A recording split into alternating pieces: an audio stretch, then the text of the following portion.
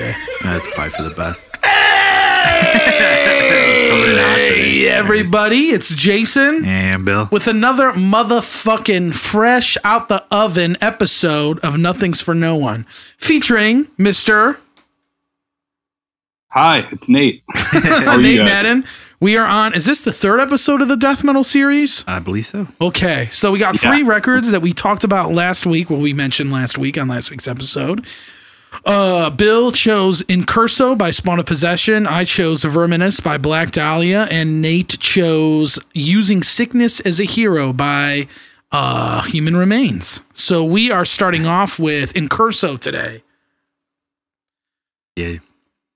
That was a panic pick, by the way. I knew it was. Yeah. And I was waiting for somebody to pick it. That's the only reason I haven't done it yet, was because it's such a... I'm running out of panic picks right I know, now. it's good. Like, it's going to make you have to listen to other records. Into a corner here with these.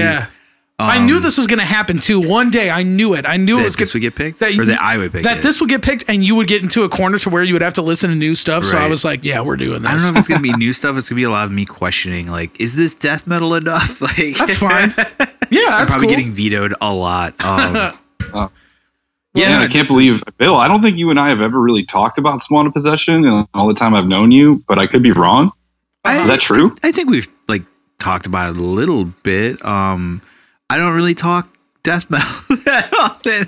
Oh, I know. The band Spawn of Possession is I think they're the top 2 best technical death metal bands ever. Maybe the best. I don't know. Yeah, I would agree with Cabinet and Noctambulant were so fucking huge for me when I was really, really heavily into I want to play the fastest, most technical metal. How the fuck are they doing this? How do I get to do this? So that's just why I brought it up. Yeah. I mean, it's undeniable that for me, and I'm pretty sure I've made this claim on our show. I remember I think it was the first episode of this show I was talking about about Incurso specifically. Really? And how sick the first death metal episode? No, the first episode of this show ever. Yeah. I think I was awesome. talking about how sick that record was. So the old days of us doing it at my shop. Yeah, man. Very reverb oriented room. Yeah. I love it, man. I to this day, just listening to it again reinforces, in my opinion, it's the best technical death metal record of all time. It sounds almost timeless. Yeah, and usually it's only my arguments only need a second to fucking Epitaph by Necrophagist, which I was just gonna say that. You read my mind. That, I don't think it's better than Epitaph, but it's not worse. Well, we've had me and you have had this conversation so many times about these 2 records. I know we have. Yeah, honestly, I've listened to Incurso less than the other 2. Okay. Just because I think the album came out in 2012. I think by then I was a little bit less obsessed with them and a little bit less obsessed with the speed and kind of technicality. And it's not just that. I think that when they're a band that plays as fast as they do, it's easy to fixate on it. Mm-hmm. But I was literally so I was cramming in a little bit for this podcast at the end, and I was playing the album for my dad, who listens to classical music, and I was just like, Dad, this is probably you might not like this, but this is some of the most advanced technical metal there is, and he kind of got it. I started off actually by playing the last song on the record, Apparition, which is Apparition. God damn, dude, which is probably one of the sickest metal songs of all time, easily, dude. That in itself is just fuck me, dude. For real. I know.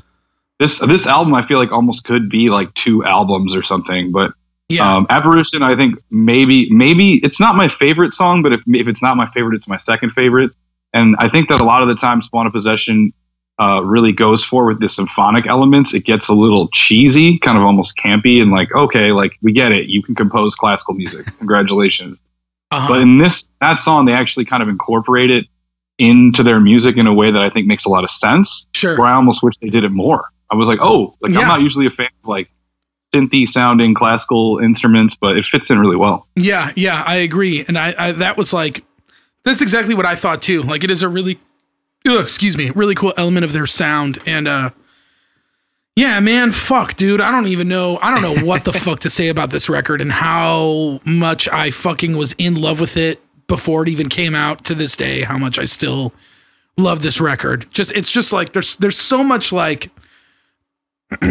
there's so much excitement on it, and I feel like there are some tracks that I'm kind of like not super into towards the second half of the record, but there's so much that carries it along and makes it so cool. It's just this overflow of fucking everything is on 10. Like just it doesn't let up. It doesn't let up, but it's still interesting. Like there's a lot of moments on this record where you're just like, whoa, what the fuck is, like there's a riff on the third song, Bodiless Sleeper, which is just they do this weird, it's not even like a riff, it's just like they're playing this sequence of notes that doesn't make any sense, and it's just like, what is going on? I wish I could play the part, but like it's fucking mind-bending, dude, the shit that they come up with on this, and like everything. I love the way the record sounds.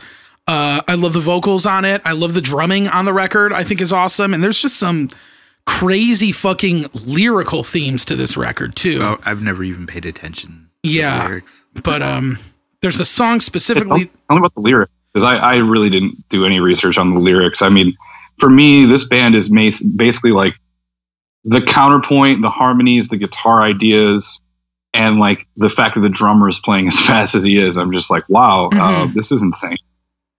I mean, really, like, the production on all Spawn of Possession albums, I feel like, is not for everybody.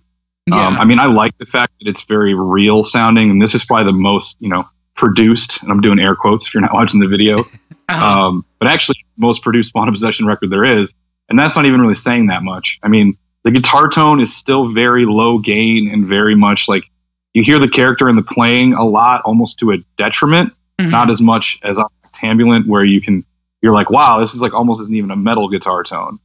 I have one thing to say. I think that those dudes need to change their strings more often.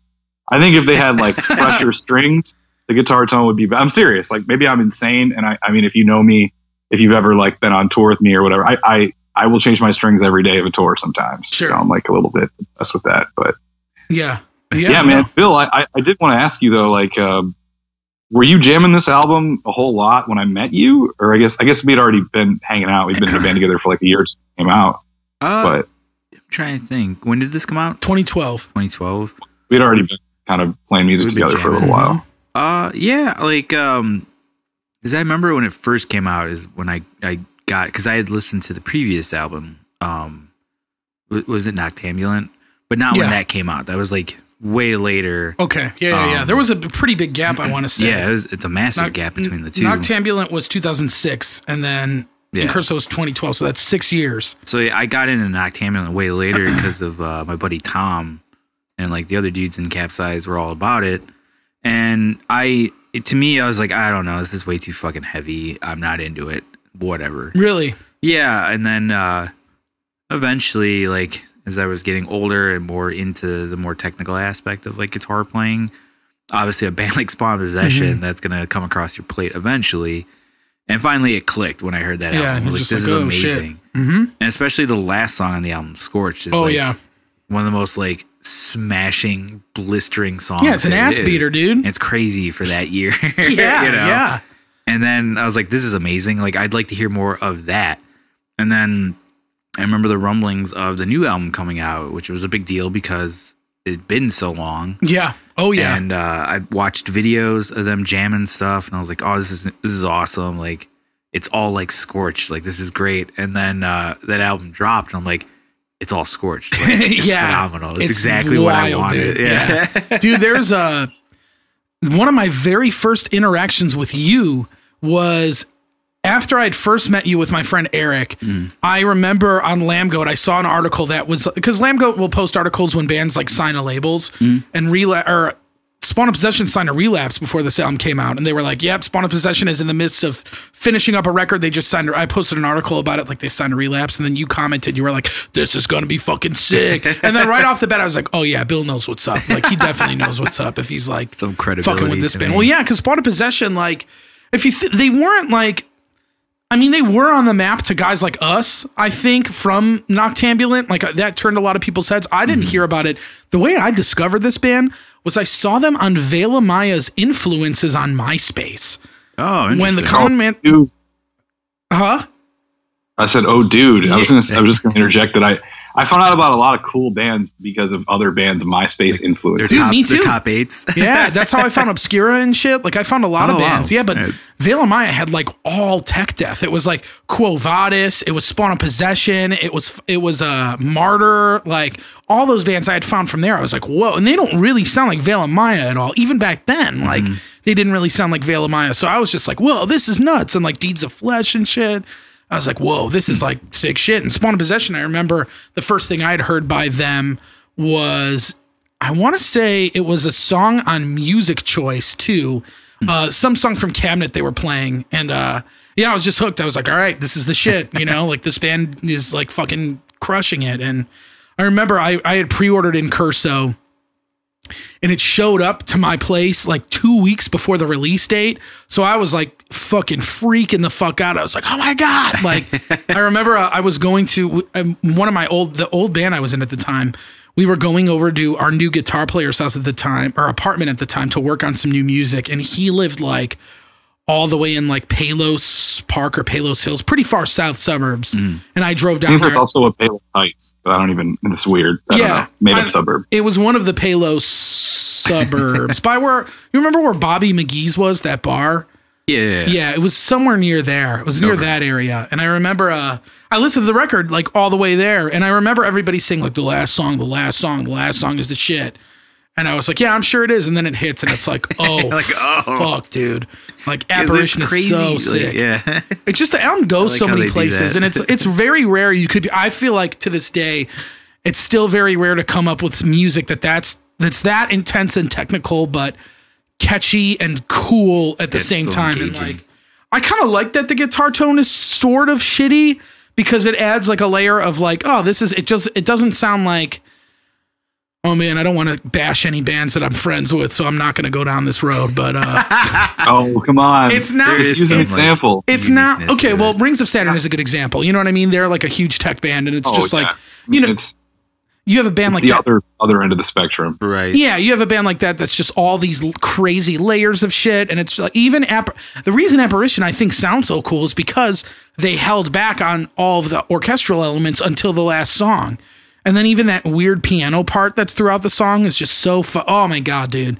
Record is like, and not even that, but the album cover. Like, sick, all right, I'm going to describe this thing to our listeners. I'm sure they've seen it. Put it on the Instagram. But it's just like, okay, so you got a giant centipede caterpillar, like fish monster on the front that's being conjured on like a desert. And then there's this dude standing in front of it like he's like wielding it or something. And then there's like a little house in the background. And the color scheme is so sick. It's like that purplish, like green, pale green, like color. You know, so sick. Yeah, I like the art. I'd say that in general, I'm not a fan of like death metal, especially tech death metal art. Yeah. But the Noctambulant cover, I feel like the Noctambulant cover was just ripped off by like every band. You know? Oh, yeah. Comical to me how it's like you know, really crazy looking digital art. I don't remember what's actually on the cover of Noctambulant or Incurso. I had a physical no, for Noctambulant. Okay. But I mean, I had a physical copy of Cabinet that I don't know where it is. I have a CD copy somewhere. I bought it at Metal Haven like right before Metal Haven closed. I was like, oh my God, you have this? Because I just had a burned copy, and I don't know where it is, but like, man, such a huge band, such a big fucking deal. And like, I love the record. It did take me a little bit of time to kind of get into it again, because I really haven't been listening to much death metal at all during the coronavirus experience. Yeah. I kind of had to force myself to do it for this podcast. And it took a little bit. Like I kind of had to, I tried listening to this album first and to just like remember it. I got a couple songs in and I had to kind of step away from it and then come back to it. And, earlier today, I was kind of trying to like jump around in between the three records that we chose. And I realized that there's a couple songs on this record that are so dense musically, they could be an album by themselves. Oh, absolutely. Yeah. Like, Evangelist comes to mind. Yes. That song rules. Is so shreddy, but it goes so many different places. I love it's like it starts with like just the crazy runs in the guitar and bass. And like halfway through the song, I always have to check back, or at least the first couple times I listen to it, to be like, is this another song? Yeah. Like, no, it's the same fucking song. It is the same song, dude. I love that song too because of that. With that whole album, I find myself doing that where I'm like, did it switch songs or is it the same one? Because they're all pretty long. Yeah. I don't love the intro to the record, but that's kind of like their theme. They always have some kind of like classical first song. But that song, Where Angels Go, Demons Follow, like that song is another one of my favorites just because it sounds like older Spawn of Possession. Mm-hmm. It just like it does, for really sure. Fast, really in your face. Those super technical palm muted guitar riffs and like the vocals keeping up. I mean, I spent a lot of time today trying to think about this album is old now. This album's 8 years old. And their albums before that are even older. What band? Because I complain sometimes about how technical death metal has gotten kind of out of control. But I can't really think of any band that really comes close to them in speed, except for maybe Arcspire. Okay. Playing like in the 300 BPM range. I mean, Arcspire probably has faster songs. Yeah, but definitely. They're competitions, and as much as I love that band, I think those guys are so fucking talented. Like, I watch Dean Lamb's YouTube pretty religiously, and like he floors me with his fucking guitar playing for sure. But in terms of compositional ability, they don't come close to Spawn of Possession. No, yeah, I agree with that.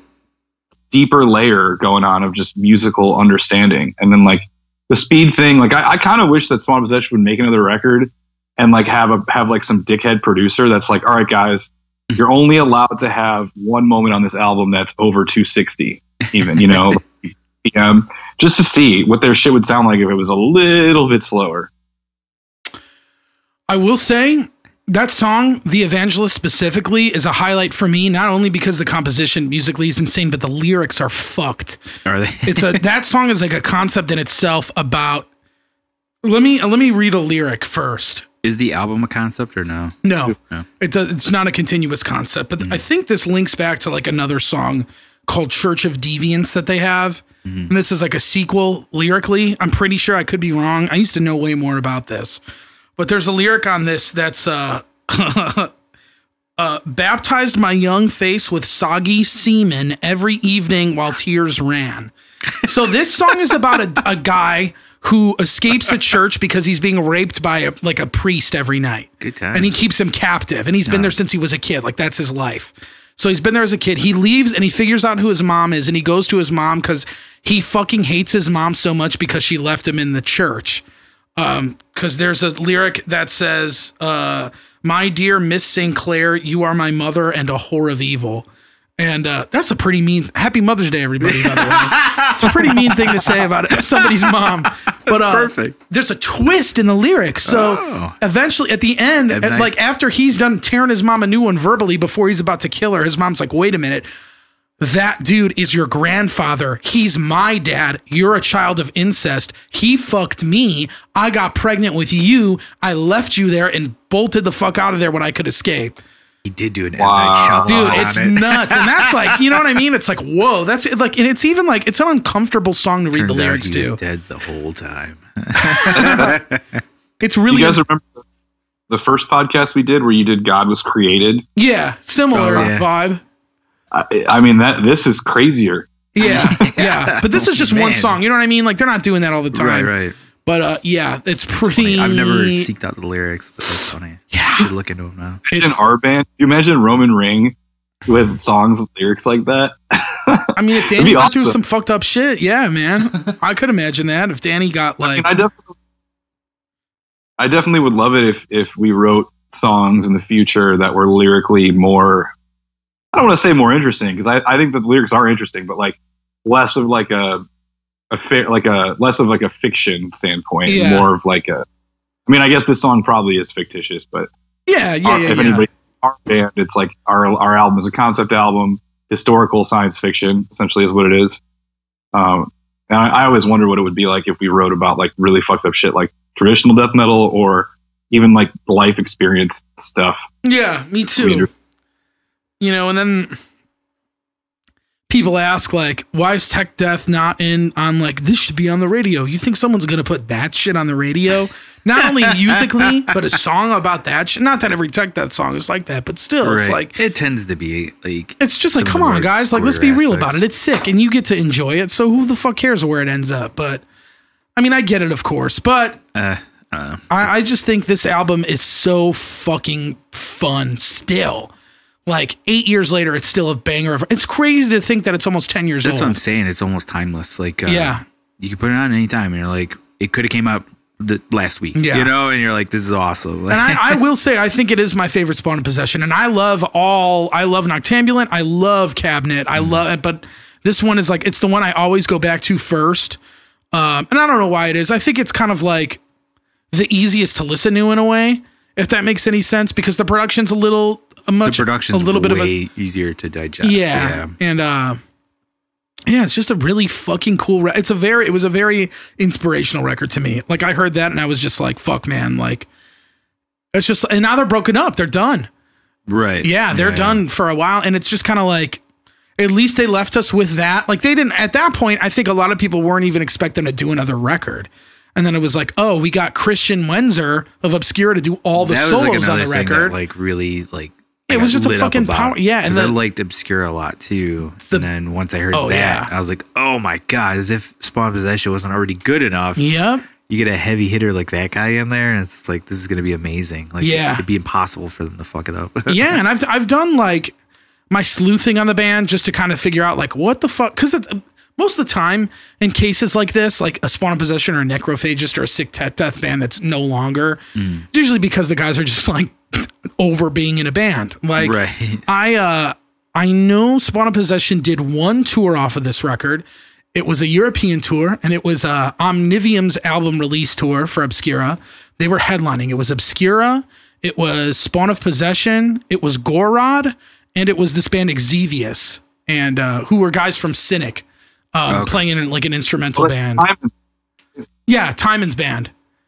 Dude, that's like one of those tours. If I had a time machine and I could go whatever year it was, I probably wouldn't have the money, but just to like go to Europe to see it, because I don't think Spawn of Possession never came to the States. I think they did. They did once a really long time ago on Cabinet. They did a.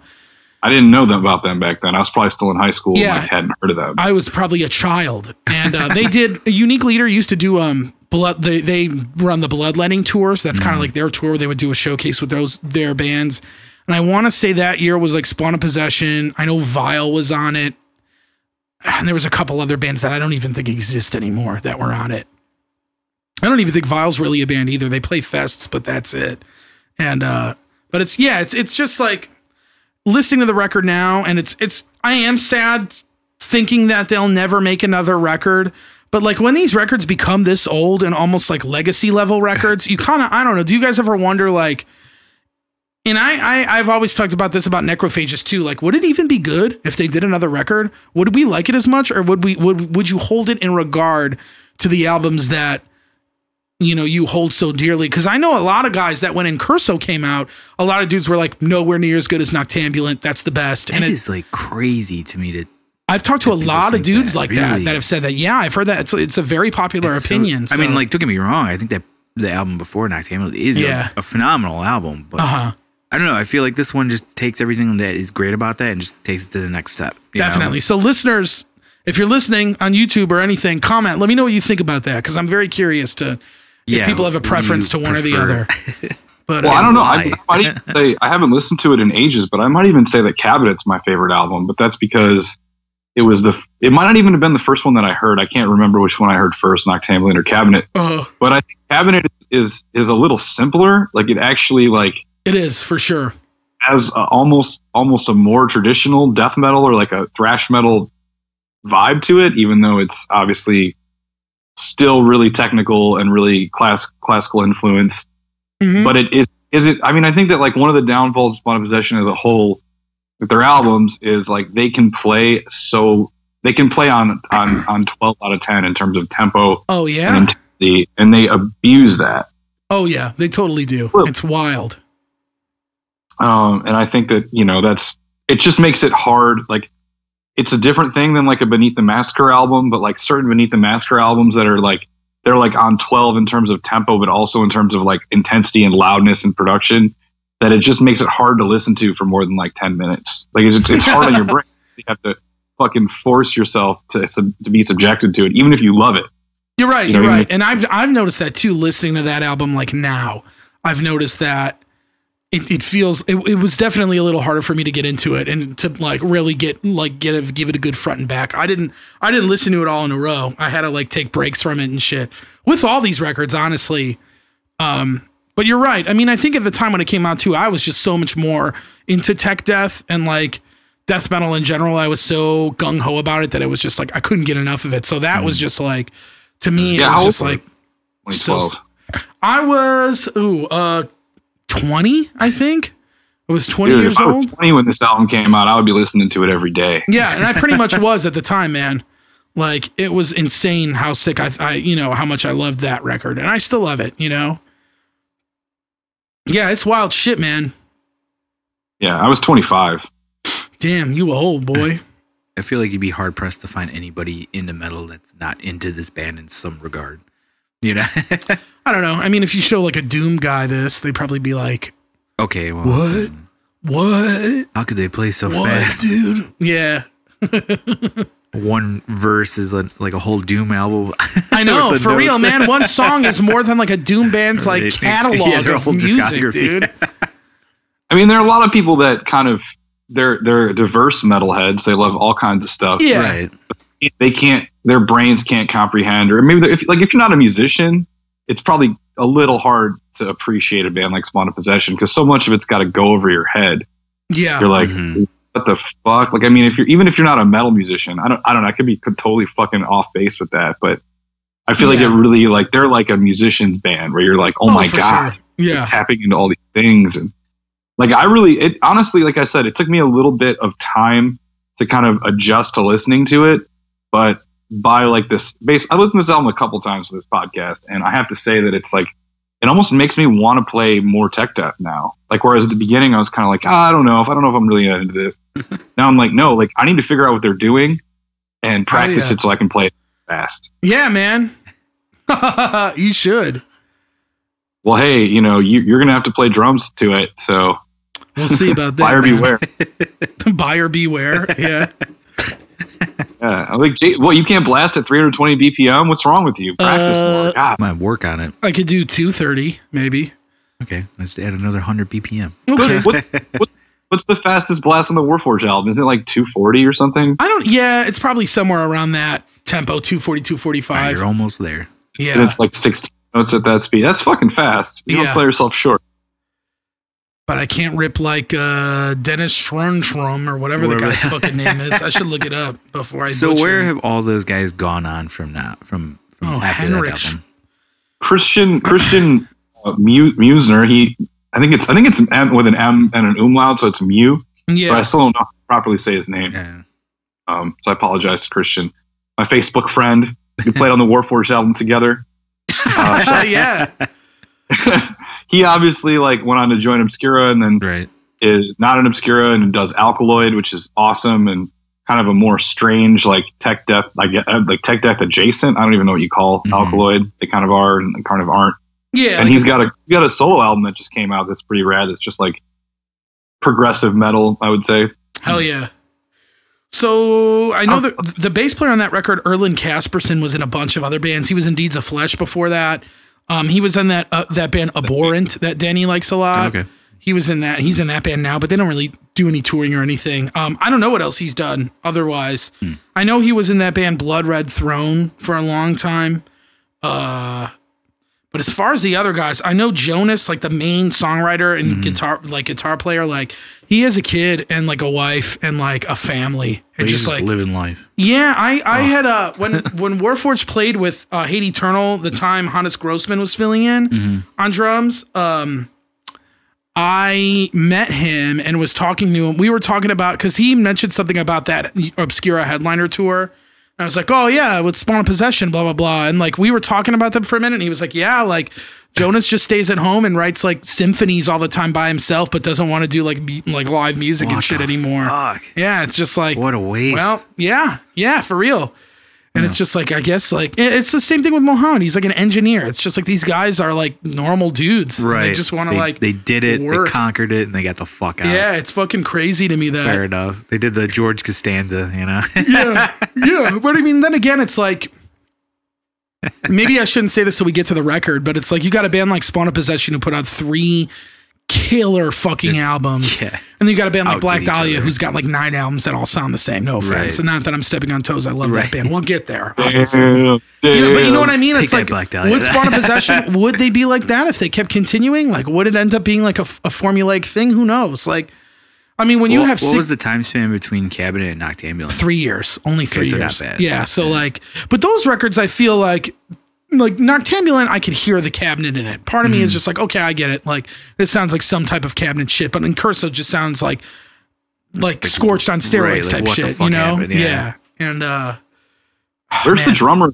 Man? The drummer who plays drums on this record, and where the fuck is that guy? Why is he not the most popular death metal drummer in the world? His name is Henrik Schanstrom. He is in a band.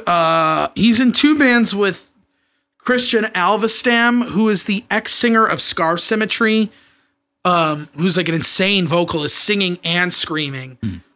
He's in a couple of his projects. It looks like, let me see. This band called Quest of Aidance. He was only on their EP, which I haven't heard, but he was on that, and he was in a band called Unmoored.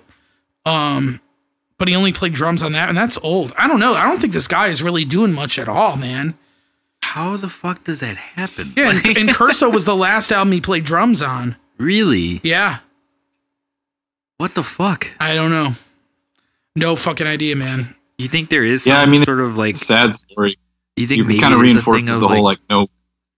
Yeah. There's like no money doing it, you know. Right. Like guys like you brought up Muhammad from Necrophages. It's like he's an intelligent human being who probably has way more other skills, and is just like, yeah, death metal's fun and cool, but like, how much do I get paid doing that? I can, you know, yeah, get paid way more money doing other shit. I mean, once you become of a certain age, a lot of people that just kind of becomes their priority. And when you're doing technical death metal, even if you're the most popular band in the genre, you're going to be like not getting rich at least. Yeah.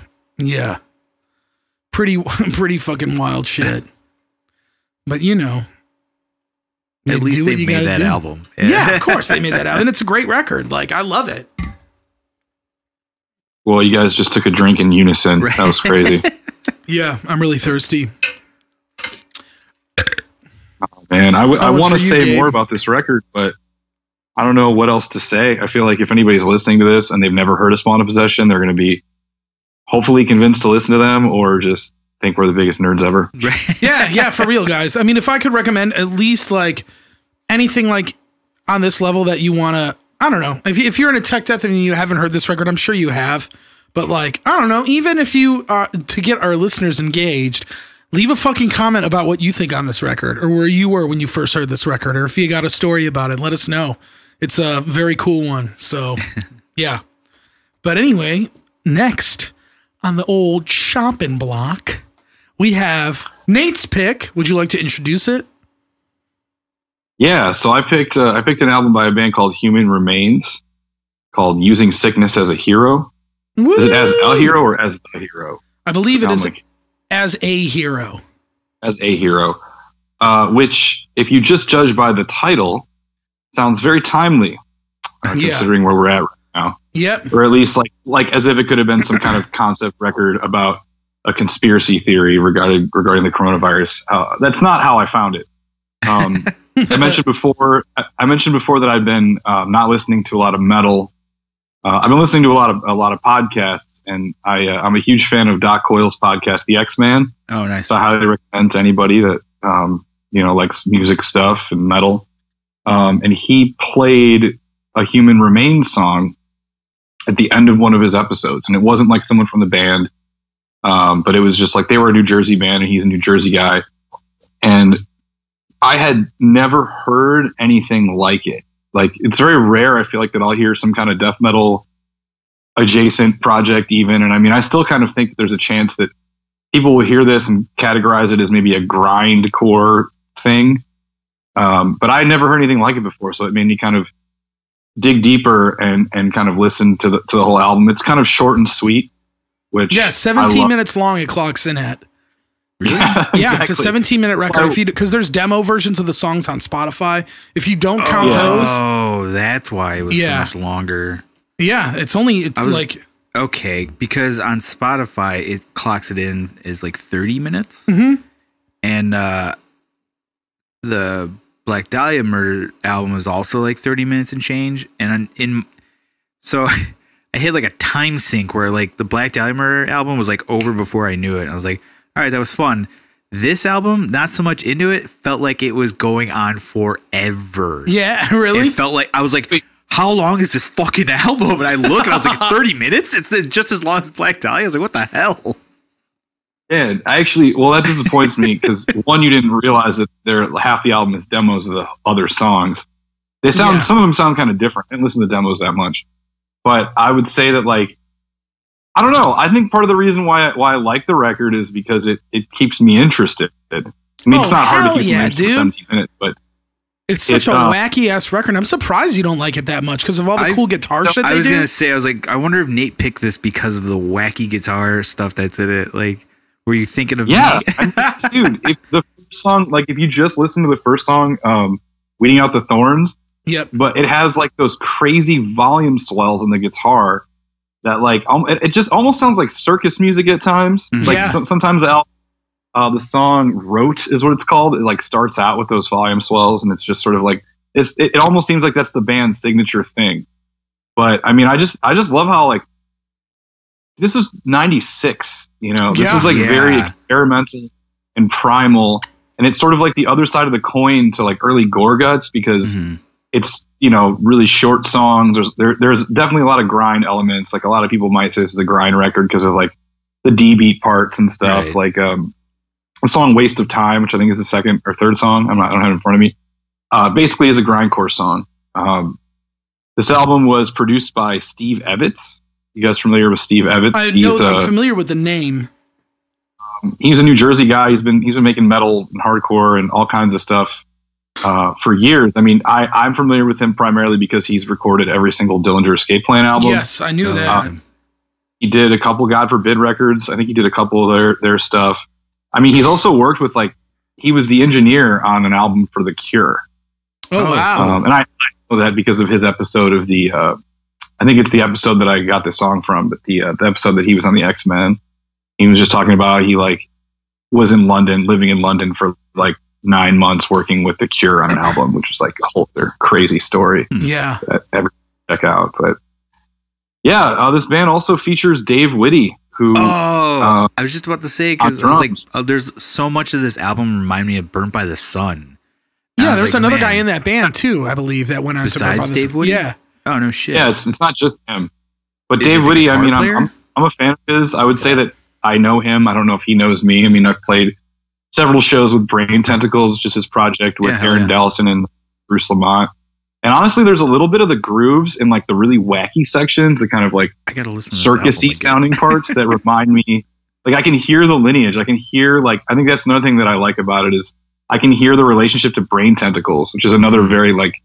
Really wacky sounding band that's just instrumental, you know, drums, bass, saxophone. Sax, yeah. Yeah, we played a show with them in Ohio not too long ago, and then in Chicago, Empty Bottle. And yeah, I guess Dave Whitty's a big fan of Something Is Waiting, which is you should tell him how much you hate this record, dude. You should tell him that. See how he feels about that. Yeah, I didn't say I hated it. It was just like it was just weird to me. Like I don't know, like it just like it went on for such a long time, but then I didn't realize it's because you're listening to some of the same songs twice, basically. Right. No wonder, dude. But I did. At least I picked up on the Burnt by the Sun. That's pretty good. You said there was another member. That's got to be the guitar player. Yeah, there was a bass player. It looks like there was a bass player. Was the same guy or in that band for a little bit, and the singer of Human Remains played guitar in Burnt by the Sun for a little bit. It looks like. I gotcha.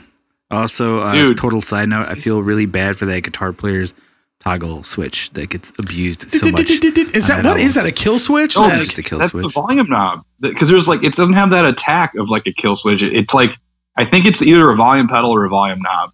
And the dude is just like a fucking genius like a motherfucker. Because I was thinking like, okay, no one can turn their volume knob that quickly. But when you think about the mechanics of a volume pedal, your volume pedal is off when it's in the up position. Mm-hmm. So in order for them to do that, he would have had to like cock his foot up really fast, which you probably can't really do that quickly. It's probably easier to turn a knob with your pinky. Like, it's like, that's what that is. Yeah. But man, honestly, the guitar playing sticks out, but the bass tone is so gnarly. Yeah. Like, there are parts the bass just almost sounds like a synthesizer or like a third guitar when the guitars are playing some high up kind of sparse shit. And the bass is just holding it down. I'm like, oh my God, it's so distorted and thick. And yeah, I love it, man. I think, like I said, it's similar to why I like earlier Gore Guts in terms of like, it's not your typical everyday, like brutal death metal. Not that I have anything against brutal death metal, but there are a lot of bands that kind of do the same shit. And it's like, no, this is some interesting stuff. Yeah, and I feel definitely like different. I it earlier in my life.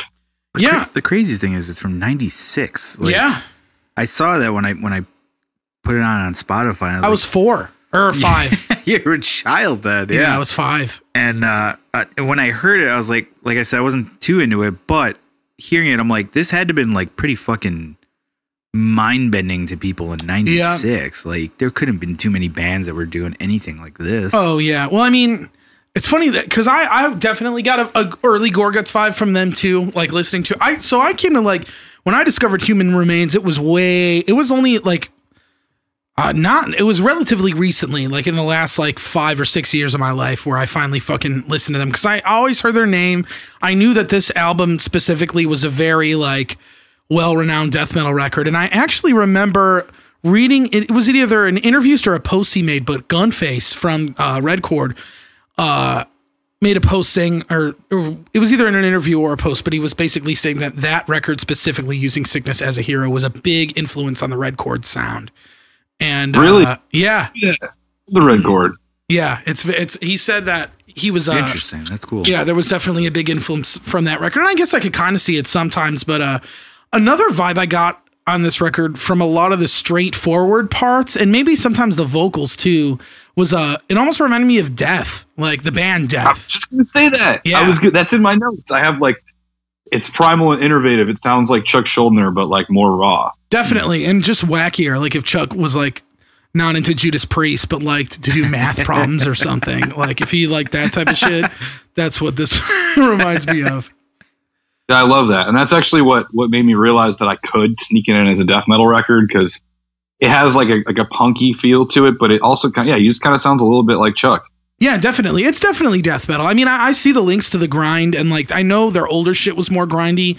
And one of the guys was in that band Gridlink, who's like a huge grind band, and I think maybe some dude from Discordant Axis was in this as well. I could be wrong, but like those bands are like Axis. So it was like that. Dave Whitty, the drummer, he was also in Discordant. Jesus Christ! Okay, yeah, that band is sick, and those bands like Gridlink and I think Discordant Axis, like you could hear similarities to Human Remains, but it's more grindy and more like weird shit, like weird guitar sounds and stuff like that. It's really cool. Like those are bands that I always really wanted to get more into that I never did, but I'm probably going to try and listen to them more after this.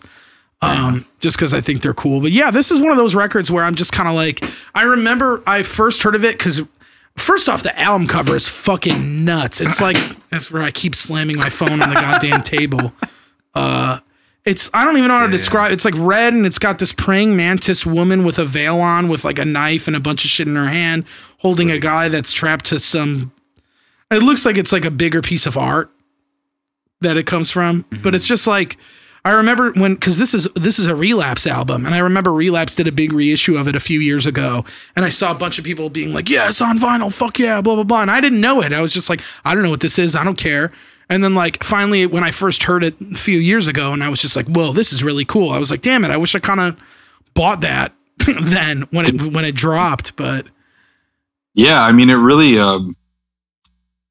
I guess like I maybe said this already, but it's very rare that I hear something where I'm totally caught off guard by it in the realm of like fast metal stuff like that. Yeah. And it really just, I was like, oh, this is really interesting. Okay. You know, it was like, I almost didn't know. And Bill, you said you didn't like it. Like, I totally get that because. I didn't hate it by any means, but it was just, I don't know. I wasn't really totally into it, but the few things that I did, like I said, like the Burnt by the Sun stuff was really cool that I liked, where they got that kind of groove moments. Yeah. I like that. That stuff was really cool. And the guitar stuff was interesting. It just, it seemed like he did that stuff a lot, unless I just didn't notice like Maybe because it was the demo stuff that popped up again or something. I don't know, but yeah. Mm-hmm. Well, there's that, like, Jason, you mentioned the red chord thing, and I didn't know that, but there's the song Swollen. Yeah. Where, like, the first riff in the song is just like some crazy slides. It's just like almost like not even a riff. Mm-hmm. That I couldn't really put my finger on it.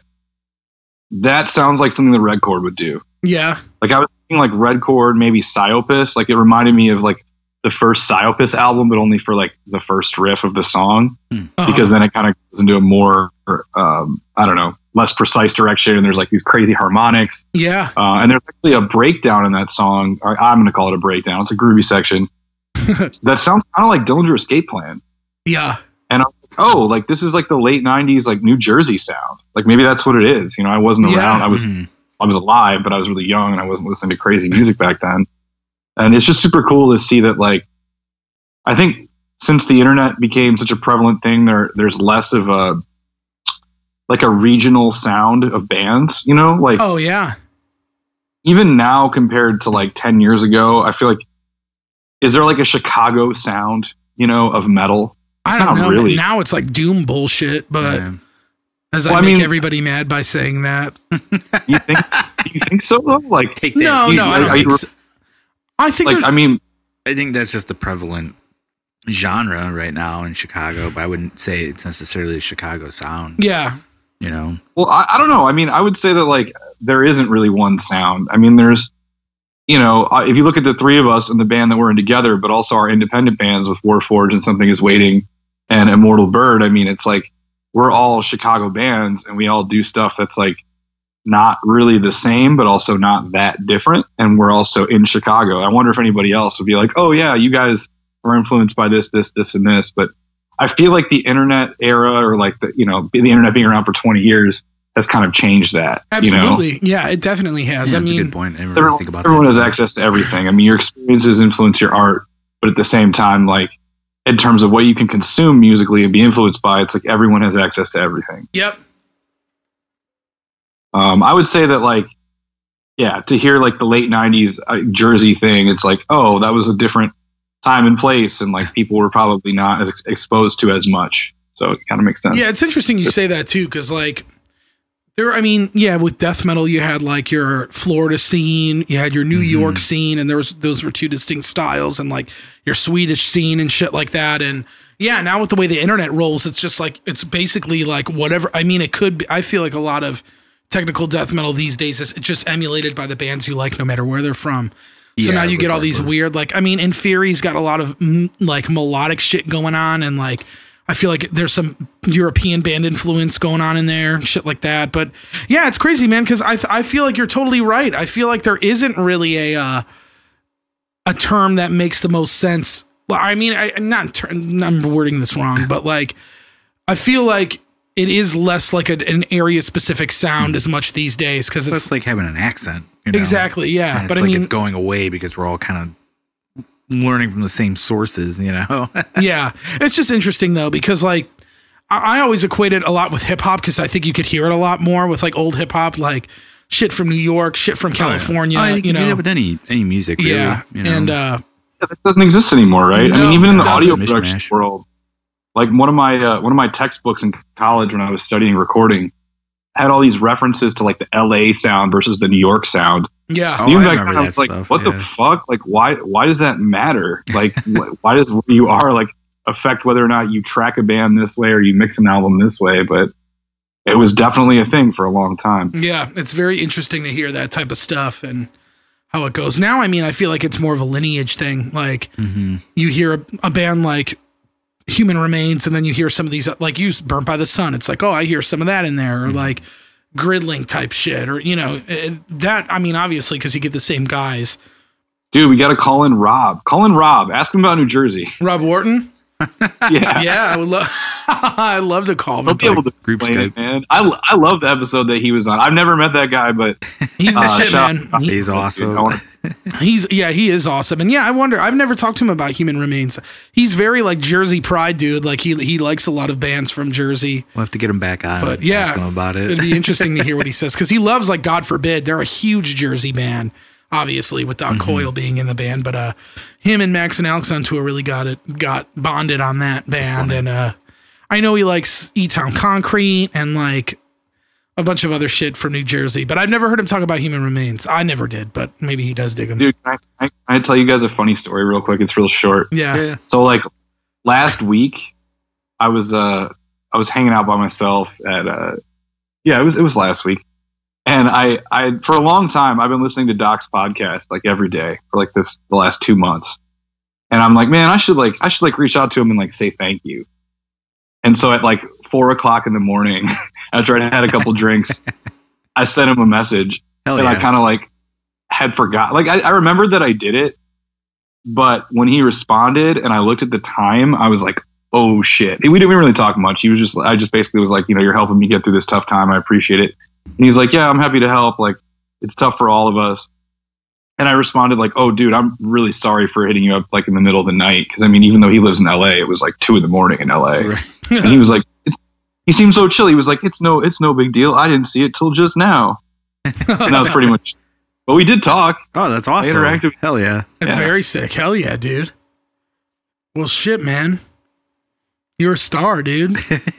I'm not a star. He's a star. I'm talking to celebrities, man. Well, I mean, that's just funny. I didn't think he would respond, and he did. Yeah. But he wasn't like, oh, tell me your life story, blah, blah, blah. I just was like, man. Yeah, hell yeah. That's still really cool, though. Part of his can I take a break of interaction. Can I take a pee break? Yeah, take a pee break, and then we'll kick off the last record. Okay, sounds good. Bring the phone with you. Yeah, can you bring your phone with you so we can watch you pee? Nate, wait! Nate! Yeah, as part of his 15 minutes of social interaction. Probably why he contacted him, right? Yeah. I just caught up on that show, Dave. Oh, yeah? I finished it. Yeah. Which is a great show. If anybody's looking for something to watch that show, Dave. It's awesome. That last episode, how sick was that, dude? The jail song. You. And then, but then the end was so sick. It's good, yeah. Because we were talking about it the other day, how it's kind of reminiscent of that show, Louie, that he had on, where it's like, there's moments where, oh, this is so fucking funny. And then there's moments where like, this is the polar opposite of funny. Yeah, this is sad and hard. Yeah. And it's great how the show does that. But yeah, if anybody's looking for something to watch during these times, that show Dave on Hulu, I think it's a great fucking show to watch. Yeah. Check it out, people. It's good. And some good actors on that one. There's the Cheeto Santino. It's always the best. Yeah. Yeah, that shit was sick. I enjoyed it very much. I wish there was more. Yeah. I was like, when it ended, I was just like, fuck. I was like, that's it. Yeah, and I haven't seen that dude in any other shows, Andrew Santino. Was that his name, Andrew? Yeah, his real name is Andrew Santino. Yeah, Cheeto. He is on, what was he in? Was he in Workaholics or what? There was a movie or a show where like they made fun because he had like a dead tooth. And like it was so fucking funny. But I can't remember what the fuck it was from. Yeah. But he was perfect at that. Like I love that dude. That's funny. Yeah. He's great. He's so good. Well, yeah, what else you been up to? Shitload of Animal Crossing. You finally introduced me to Animal Crossing. Oh yeah. That was awesome. So I got to see your world. I know, dude. Just wait till it gets better. Wait till I like get all the things I want. I want to see you living large on this island. I'm working on it, man. It's a lot of hard work, but I'm getting there. Every Sunday you work on your turnip prices. Oh, dude, oh my God, I'm about to flip them big this fucking week, dude. I spent like over $1 million on turnips. We're talking about Animal Crossing real quick. So I spent over $1 million on turnips, and I guarantee you I could probably triple it by the end of this week. You dropped $1 million for turnips? Yeah, fuck yeah. I have like $4 million. Oh, yeah. You're rolling in it now. Yeah. Damn, all right. Yeah, so just keep on coming. Shit. Yeah, I just like having a good amount of money and shit because then you could do whatever you want without having to think about it. It's like real life. Yeah. In Animal Crossing, you could kill somebody and get away with it because you have so much money. It'd be great. All right. Well, welcome back. How was your pee? Fine. Good. Would you show the viewers and listeners? Would you tell us what you're drinking tonight? Oh, tonight I'm drinking White Claw, man. Just like I last couple podcasts. This is a mango. Nice. I started with a black cherry, and I've got a raspberry laying around somewhere I might get into. Then I also have a beer that I may drink. Is this your room? Yeah. Yeah, you're looking at my closet and one of my windows behind me. Sweet. Sick. Yeah, it's fine. I sleep in here. What do you got? Is that oak door? Looks like oak. I have no clue. Yeah, I mean it's not a wood that I recognize from guitar building. Okay. So it could be So it's not a Babinga or a fucking. They would put that in the house. Oh. I've never seen a Babinga guitar, but I mean I recognize mahogany and maple at this point, and ebony to a lesser degree. You're telling me that door is not roasted maple? Better call Jeff Kiesel. So. Yeah, you better call Jeff Kiesel. I think it's just stained. Yeah. That looks good. I like that door. I love wood doors like that. Heavy ass wood doors that block sound and shit. The old ones that are actually made out of wood, not like pressboard. Yeah, dude. Yeah, those are the shit. Every fucking door in my apartment is like pressboard. I fucking hate it. Like hollow as fuck. Yeah, I hate that shit. You can hear everything through. Yeah, it's like, what's the point of even having one? Just for visual security and not so much sound. If you are you recording right now? Are you still? Is this going to be on the podcast on my door? Yeah. Yeah. Fuck yeah. Why not? People want to know. We need a little bit of change up after all this metal. As long as nothing goes wrong with the video, people will be able to see that pretty clearly. Yeah. I'll get a better look at it when I go to edit. It's funny. I'm actually wearing this shirt because the shirt was like hanging and you could just like see it right there. And I was like, that looks kind of weird. I guess if I put that shirt on, then it doesn't look as weird. There you go. Mm-hmm. That works out. Looks good. I like it. What I was going to say is I'm really glad. I don't know how much of it you're going to keep from me having to take a little pee break, but I'm really glad that I decided to wear pants. Because otherwise you would have just seen my underwear like when I got it. Dude, that would be sick if you were wearing a flannel shirt and no pants. That would have been awesome, dude. I've had a lot of video chats where I've been doing that. Pantsless, but for this one, I was like, I should put my pants on. Oh, yeah, I wear pants every time I've been like doing the video chat thing. Yeah, I don't want to take that chance. I mean, I even come here with pants on, and technically I guess I don't have to, but I should. I could have done this shirtless. I mean, who cares? That's like, I think you should do it now, man. Who's stopping you? Come on! I put in all the effort to button up this nice collared shirt. It does look beautiful. I appreciate it. It's a little chilly. It's not like too cold in here, but yeah, if I was hot, if it was like 90 degrees out and I didn't have air conditioning, I might actually do that. Dude, I didn't even take a shower today, man, and fuck yeah, here all dressed up. I feel bad. You know, it's like I knew you were going to take a video of me and me in my home. I didn't want to look like complete shit, but. I think you look gorgeous. Your beard is really growing too, man. Looking good. It's long as shit. I'm thinking I might need to cut it off soon because of the whole mask wearing thing. Oh. I don't know. It just like doesn't feel like the mask is doing much when I wear it. But, according to OSHA standards, as far as facial hair goes, the only thing you really have is a mustache because it gets covered by the mask. Anything outside of that is an issue. Like a goatee or like a beard that's like really short. They're like, no. Yeah, you're not supposed to. You could only have like a mustache and maybe a fucking soul patch. But if you do that and you're not Mark Maron, then yeah, you got issues. A soul patch? Yeah. I mean, have you guys would look good with a soul patch? You guys probably haven't seen what John looks like. John Pasillo from Immortal Bird. He had like a huge beard and he cut it. Yeah. He's had a beard the entire time I've known him. And now he just has a handlebar mustache, and it's because he's working. Right. He's working shit, and he's got to wear a mask. And actually, like, I totally get it. He could probably rock a handlebar. That's awesome. I can't rock a handlebar because my fucking mustache doesn't connect to the rest of my beard. Yeah, that's so weird. Look at that thing. Yeah. Look at that thing. I get shit about it. I've had strangers come up to me on tour before and be like, "Why don't you just fucking connect it?" I'm like, dude. It's just how it grows, man. Yeah, I can't. I know a lot of people that like that's how their facial hair grows. Though it doesn't connect there. Mine gets real thick down there, like the connection points. When I was younger, this like didn't grow in at all, and I remember a buddy of mine was like, "Do you like shave it like that?" And I'm like, "No." Yeah, of course I do. What fucking idiot would do that? Yeah. Who would do that? Like, and then all of a sudden it just like who the fuck would ever think you take a razor and just shave that little fucking part in between your. It's just like, come on, guys. How fucking stupid are you? Maybe for like solidarity for the people that can't, you know? I'll start doing that for you, Nate.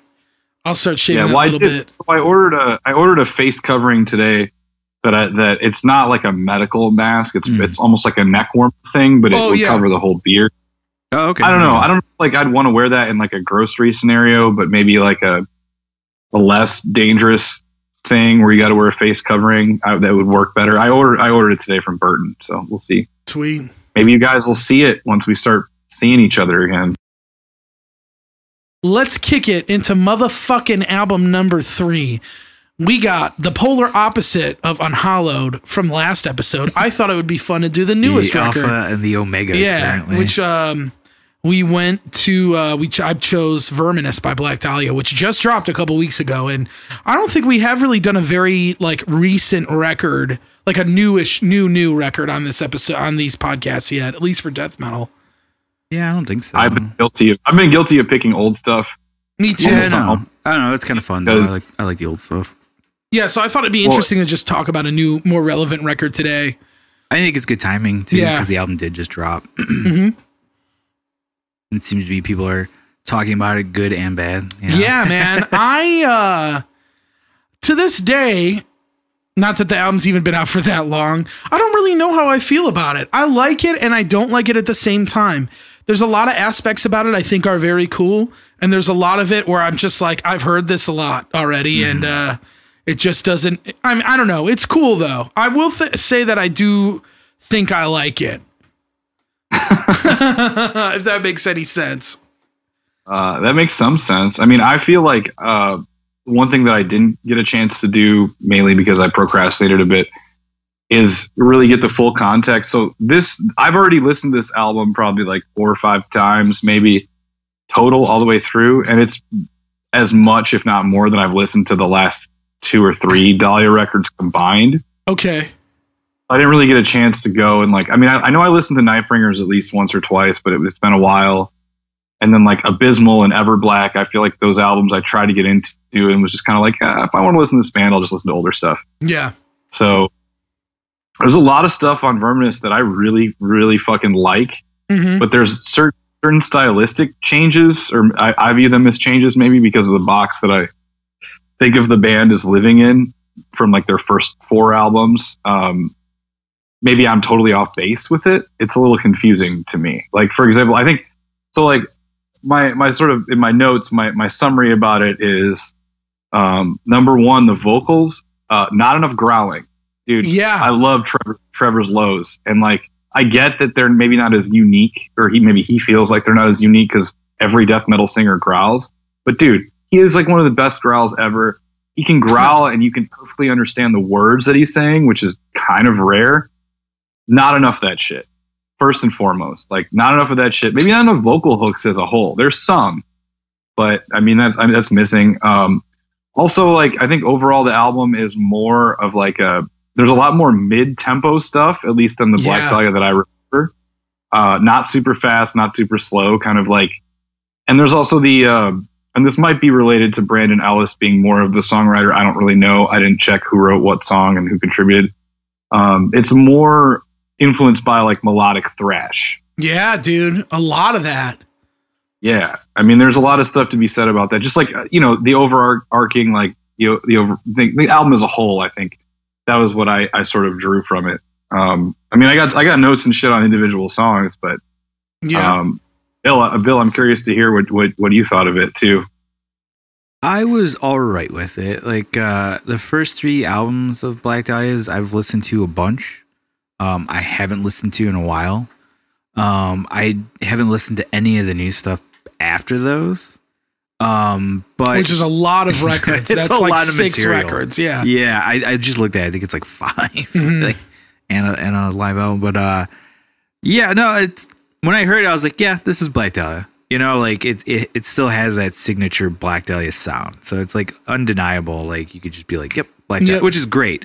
Which I love that about like bands. It's like when I joke about like Hatebreed, like you hear fucking 5 seconds of Hatebreed song, you're like, Hatebreed. Same thing with Black Dahlia. You hear like 5 seconds of a song, you're like, Black Dahlia, like know right away, which is great. I think it's like they have that signature that's awesome. And this is the first album I listened to with that new guitar player that I saw when you guys played with him, Warforged. Brandon Ellis, yeah. And I always heard about how amazing that dude is, and he is. He's like insanely talented. Yeah. So it was cool to hear him shred on this, because like I said, I didn't really listen to the previous album that he was on, but yeah, there's moments where I'm just like, that's awesome. Like I'll never be able to do that, but I wish I could. I like that there was a few moments where it got like a little punkish, like, but thrashy kind of punkish. Yeah. I was like, oh, I don't know if they've done that on previous albums, but I liked when they did that here. Mm-hmm. Did they do anything like that in like the previous album? Wait, do you have any specific songs? Like songs? No, I can't remember. I just, cause I was at work and I was just like, I had it on. It was one of the few moments I like stopped and like had to listen. Cause I was like, this is weird and different for them, at least for me. Cause I mean, I guess like I struggle with this album a little bit in terms of like, if you were to compare it to other Black Dahlia stuff and like, I don't know. I mean, I love Brandon Ellis. I think he's one of the best guitar players out there in metal right now. Mm-hmm. But I think I spent a lot of time when I was listening to this album kind of loving certain things that he does and hating certain things that he does. Okay. And trying not to be jealous, trying not to be like an envious, like, oh, I wish I could play guitar like that. And that's why I'm like hating on stuff. But I just think that like this album, I think maybe I haven't listened to Nightbringers enough, really reveals that like his style of lead playing is so different than the other guys before him in the band. Very much like, so. I feel like it's so neoclassical. It's so like he wants to show you all these cool tricks that he's really good at, whether it's like dive bombs or like runs or like vibrato. And he's trying really hard to hold back at times and be super tasteful. And some of the best solos on the album, like I just think that like you give that dude sort of a ballad style progression. Like I think I have in my notes, like Child of Night is not one of my favorite songs on the record, but like the solo in that song is fucking sick. Yeah, dude. Yeah, it is. Sunless Empire is like another one of those where like he does this crazy thing where it's like he's shredding using natural harmonics at the beginning of it. And it's like, I get it. That's kind of like a trick. It's a little bit of a gimmick, but I'm like, wow, that is amazing. But if you really like, he has this unique, maybe it's unique, maybe it's not, but it's unique among Black Dahlia lead players ability to kind of combine. He's combining like minor and major scales almost simultaneously, but not in a way that blues players do it. It's like he's doing it in a way that like it's very neoclassical. It's very much like, okay, like I could see this fitting in if you were to make a solo album and you're basically like a young Yngwie Malmsteen. It would be great. Everyone would love it. But it almost never sounds dark, I think is sort of what I'm getting at. And that sort of bugs me. Like it just sort of bugs me that like it's always like it's so precise and it's so I don't know, the minor and major combining together, it's very clever. But if you take that too far and you do that all the time, it kind of just doesn't make you feel anything when you listen to it. Does that make sense? Yeah, I get it. I get what you're saying. And I would definitely agree a little bit as far as the non-dark shit goes. This is actually the first record that really made me like respect Brandon Ellis. I shouldn't say it like that, but like, I mean, for years, like I've known of the guy forever. Like I remember when he was a YouTube shredder. I remember when he started filling in for tons of bands. This is the Leather Pants kid. Yeah. Right? How do we? He played with Cannabis Corpse when we played with them a couple times. Yeah. Okay. Yeah, yes. He played with Cannabis Corpse. He's played with a bunch of bands. He was on a 6 Feet Under record. And he's young too, right? Yeah, he is young. I think he's younger than me. And like, he was in Arsis. That was like kind of that's right. The Ryan Knight. Yeah, the Ryan Knight replacement, which eventually replaced Ryan Knight again. Hot on his heels, man. Yeah, which is so funny. Well, actually, he wasn't Ryan Knight's first replacement in Arsis. There was a guy in between them. Oh, really? Yeah, student Nick. I think the song "Werewolf's Feast" just sounds like an Arsis song. Do you really? I get that too. Kind of. It reminds because it starts the lead and it has that like melodic thrash, sort of almost like hair metal-y vibe to it that a lot of Arsis has. Where I was just like, Brandon Ellis could have written the song for Arsis. I don't know if he wrote it or not, but like he did. I was watching an interview with Trevor where he was talking about some of the songs on the record, and that was supposed to be like, I think that was like, he said specifically that song had a very big King Diamond influence to it, which makes sense with the 80s hair type shit, you know? And like, that stuff. Like a Black Dahlia song that starts with a lead part is kind of just odd. It is odd. I think that, sorry. No. I just think that like, man, it's so hard to not put this band in like a box of like, this band should do this or be like this. And I try to be as open-minded as possible, but I can hear right away with these songs, like they did not write these songs together in a room. Like, there's no way. They didn't. They don't. I don't think they do that shit anymore, and they haven't for a while. They all live in different places, I think, and like I have like some mixed feelings about Alan Cassidy's drumming, because I almost feel like he's doing, and I don't mean this in a bad way, because I think Shannon Lucas is a fucking phenomenal player. He's almost just like impersonating Shannon Lucas. Shannon Lucas sometimes. Yeah, I can hear that. Edit that. Because I love Shannon. I love his playing. But even when he joined the band, Nocturnal is the first album that he plays on, I was kind of like, this is too simple, or like, this isn't flashy enough. And then I saw him live and I was like, no, that's like how this guy plays. And he plays perfectly. Like, that's like his thing. Mm-hmm. I just wish there was a little bit more like kind of interesting drum ideas. Sure. That being said, my favorite song on this record is Godlessly, the second track. Same. Dude, I think it's the same. It sounds like a way more fast version, almost of like Nocturnal era Black Dahlia. Like, I don't know if if Brian wrote it or what. I don't know why that is. But like, after like the first song is the title track, right? Yep. Which was the first single for the record as well. It was the first single, and I was kind of like, when I heard it, I was sort of like, there's something missing here in the guitar area. Like, I don't know what it is. And then when I listened to the actual album and I heard the second song, I was so excited to listen to the rest of it. Yeah. I was like, oh, fuck, this is super fast, but it sounds like kind of like an updated version of Nocturnal. I agree. There's like this sort of counterpoint guitar harmony stuff going on. And then I'm not going to say I was disappointed with the rest of the record, but they definitely don't. There's certain moments like that. Like, Jason, the song that you chose, Dawn of Rats, the last song. Yeah. That song has that feeling too. So yeah. Those are my two favorites, were Godlessly and Dawn of Rats, because of kind of like what you said earlier. It's like that Black Dahlia sound without too much of the jumps to other stuff. Because I feel like there's a lot of moments on this records where it's almost forcibly that they're going for new elements and trying new things. Like the third song, Removal of the Oaken Stake, which is like the definitive. That was a weird song. It is a weird song. I don't really like it that much. And lead playing is good, but the rest of it, I was like, I really like this song that much. Well, it's another one of those mid-paced songs, and that's one of the things that, because I kind of like, Alan Cassidy is a drummer. I've never been like, this guy is bad or this guy's super sick.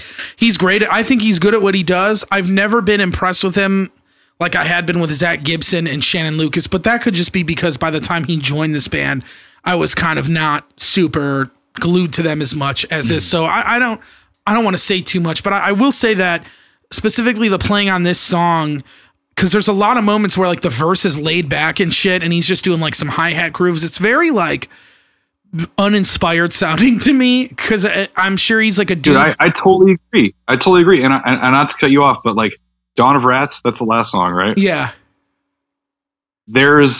I don't know if it's like you consider it the chorus, but it's more of like an open section in the song where he's doing like these crashes that are like goodbye, goodbah, and in between he's doing fills, but the fills are all just the same boring ass like 16th note, like that like every death metal drummer uses in their bag of tricks.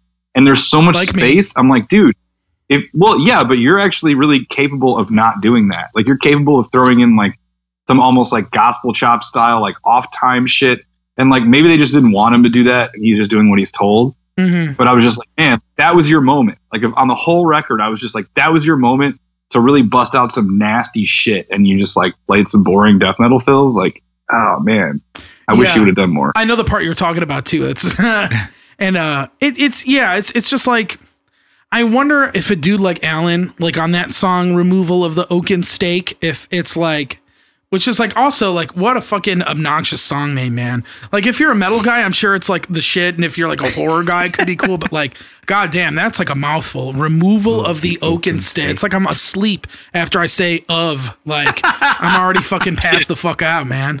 I don't have it in my notes. In general, I like the song titles on this record. I do there's too, the other kind one, of. The other one that I can't remember, but you guys have your phones in front of you. Is it the Leather Apron Scorn? Yes. Yeah. Like, what is that shit?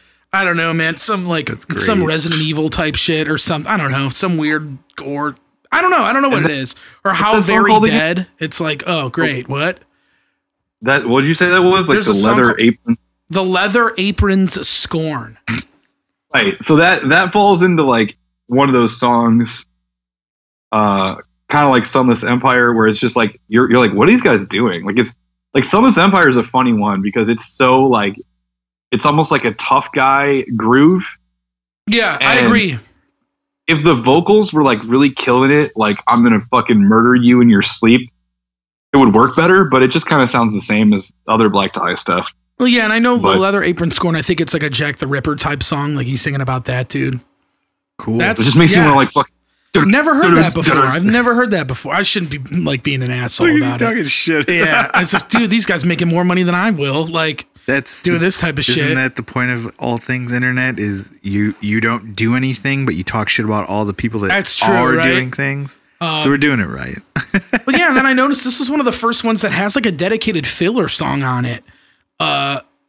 Towards the end, it's a Womb in Dark Chrysalis, which preludes the last song, Dawn of Rats. And the reason that that's my favorite is because it is that traditional Black Dahlia sound, like really cool melodies. It's fast.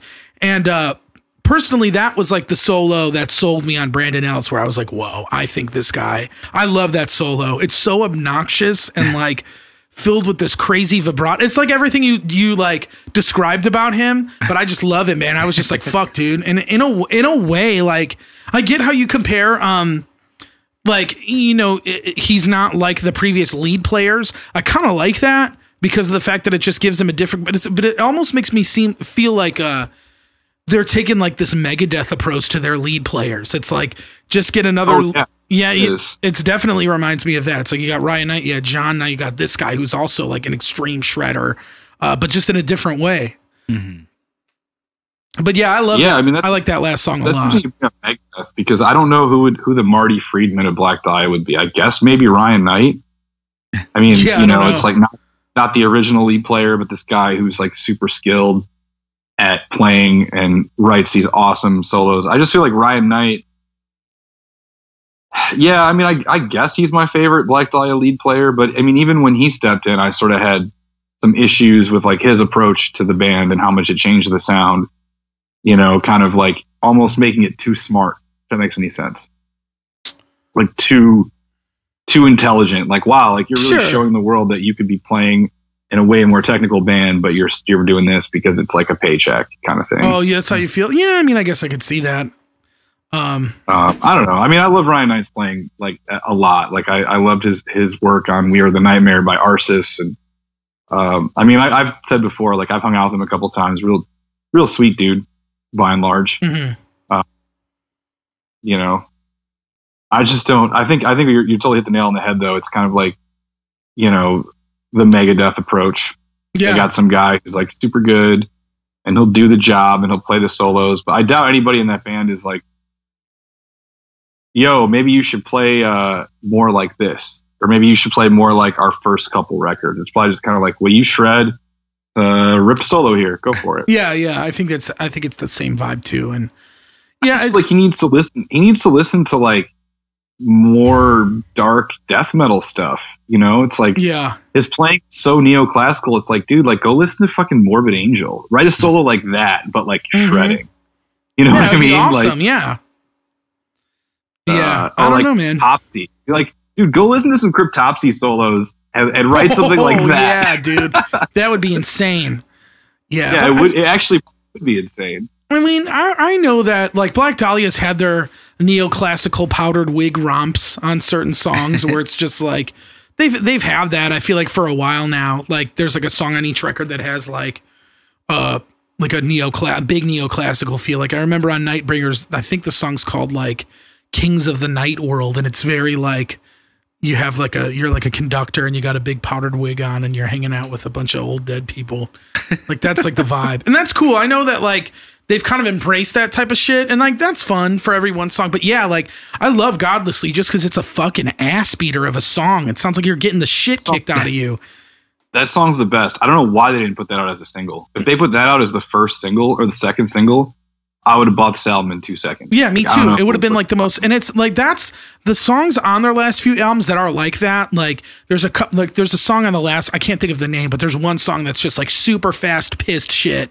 I'm just like, God damn, man, like this is sick. Like, and they were so good at it, man. Like they were like, I feel like, I mean, when they started embracing more of that stuff, it just sounded so sick, but like, you know, and like, it was cool that like, oh, we have this band from Detroit that like crushes it, you know? And like, if they went from like, you know, I wouldn't say like Shit on Unhallowed has that vibe at all. I mean, it's almost like a different band when you listen to it, but like if you listen to Godlessly and you listen to anything from Unhallowed, you probably would be like, how is this band this is not the same band, you know? Like, because they got to that level when I feel like Shannon Lucas was in the band, and especially when Ryan Knight was in the band, where it's like they became like a very reputable like musicians band almost in a certain sense. Like they have a lot. I feel like they had a lot more. There's certain like Deflorate, like a super technical lead record, and you know, I mean, not super, but I know that's like as far as they got down that road. But it's, I don't know, they always have these songs where it's just like super fast, super aggressive somehow, and then, you know, unfortunately, it's not like their trick of the trade as much anymore. But yeah, I do agree. If that was a single, I think it would have hit harder.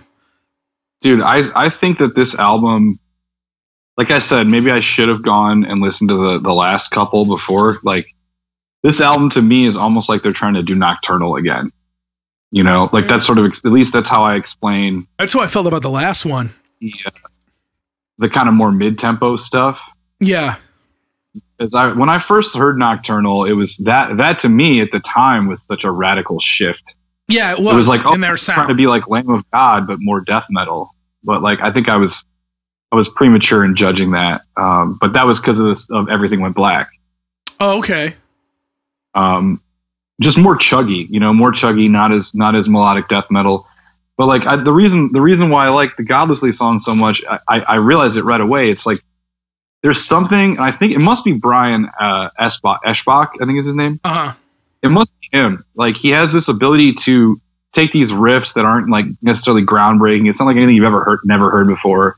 Whether it's like trem picking or like the kind of Swedish death metal, like At the Gate style, sure, Paul Mute accent riff. But harmonize it in an interesting way where it's not just the root note and the third harmony playing it. It's like there's a little bit more movement between the two parts. Definitely. That's like a really important signature part of their sound. And I don't know if like they retain that enough. And also another note about the guitar playing, and Bill, I hope you noticed this, dude. There's like 8 billion pinch harmonics on this album. They went to town on like it. Even, awesome. Even in the first song, there aren't as many pinch harmonics. They do that thing where you take the guitar and you're doing a hammer on with your left hand and you just touch it and it does like that harmonic like like slap. And like there's so many riffs where like only one of the guitars does the pinch harmonics, and it's like, dude, if you're gonna go there, you gotta like kill switch engage that shit, right? And have both players do it, and like maybe have 4 tracks and like have it really squeal. That's just my opinion. I mean, they can do what they want. I was surprised to hear so many damn pinch harmonics on a fucking Dahlia record. Right. Yeah, man, it's very interesting, like the trajectory of this band. I will say I like this record. I think the verdict is that I do like this album. I'm gonna keep listening to it. I just think that it's, you know, I think I read an Angry Metal Guy review. It's like not going to be their best record, not going to be their worst. Sure. Yeah. Which is like such a bogus way of looking at it. Like, I'd be pissed if I was in a band I read that. Same, yeah. Yeah, but I guess that's accurate. I don't know. They're becoming one of those legacy bands of death metal, man. Like, you know, I think you were the one who said that they're like the modern, you know, generation of Cannibal Corpse, which is totally true. I always mean that as a compliment. Yeah. But I wish that they would experiment more. I really do. Like, don't change your sound completely. Don't start singing and fucking having ballads. But it's like the interlude that you were talking about with the acoustic guitars, like, I love that there was some dynamic thing on the album. Me too. But it was just like, well, they're going to play acoustics for 5 seconds. Like, why not do more of that? Yeah. You know? I mean, I feel like they did try. I think, like, from the interviews that I'd read, it seemed like with songs like the Werewolves Feast and like the Oak and Steak one, like they see that as a progression of their sound because they don't really fuck with the mid-paced shit too much. And like, they haven't, I don't know, done songs with like the 80s, like thrashy or feel, I guess, or at least so they've said, but I feel like they have on certain, I don't know.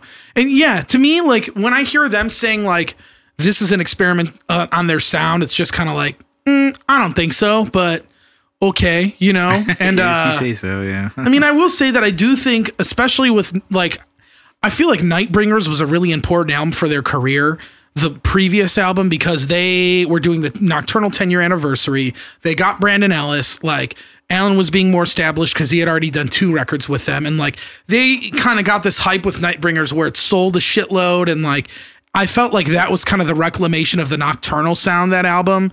And I almost feel like Verminous is just kind of like, they're continuing to ride that vibe out, but there's a little slight more variance to it. But in the grand scheme of things, it's like, I could probably tell that because like I listen to the band. I've listened to like all their records and shit. And it's just, I'd be curious to hear what you think of Nightbringers, Nate. Like if you listen to it front to back and how you would compare it to Verminous. I think I did once. I liked it when it came out. I was like, this is cool. They're kind of like getting back to their thing. And like, I think Brandon fits in really well on that record, but I meant to revisit it before we did this cast, and I ran out of time. I was like cooking dinner tonight, re-listening to Incurso, and instead of like, I knew we would talk about Black Dahlia so much, instead of like going and doing that, I want to get really into Incurso and like embrace this because I'm doing it. So but I mean, I think that like, you know, they're a band that we've obviously all listened to for a really long time. And I do think it's a bit unfair for us to hold it, you know, to hold them in this box, but you're just making me want to listen to Deflorate again. Like I'm thinking about how much that album to me, you keep talking about experimentation and like with their sound, that album to me, that one and Ritual actually, because Ritual had like Bill, you were talking about the punk rock stuff. That has like a punk rock song on it that's like 30 seconds long or something. It's like a punky does. Really? Like those 2 records, I feel like I feel like those 2 albums were actually them experimenting, and maybe they didn't sell that well, or like, you know, I mentioned maybe before, I don't know if I did, I've mentioned it off air, if not in the podcast, that I met Shannon on the tour for Deflorate. I was still in college. I was like fanboying out, telling him how good of a drummer he is. And I was like, I love that you guys like maybe played a couple odd time signatures. That's so awesome. He basically told me straight up they're never going to do that again. Yeah, I remember him saying that. Were you telling me that story?